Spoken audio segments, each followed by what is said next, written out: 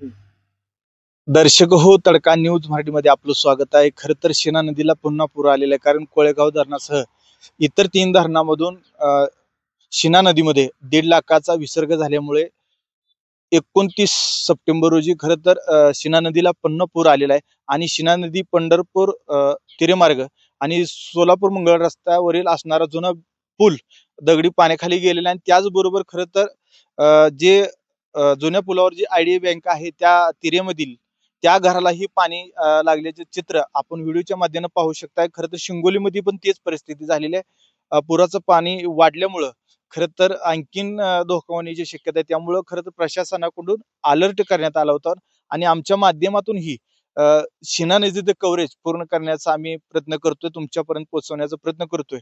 आपल्या भागातील ठळक घडामोडी पाहण्यासाठी तडका न्यूज मराठी चॅनलला सबस्क्राईब करा, जेणेकरून आपल्या भागातील राजकीय, सामाजिक, धार्मिक ठळक घडामोडी पाहण्यासाठी तडका न्यूज मराठी चॅनलला सबस्क्राईब करा, जेणेकरून प्रत्येक अपडेट आम्ही तुमच्यापर्यंत पोहोचवण्याचा प्रयत्न करूया.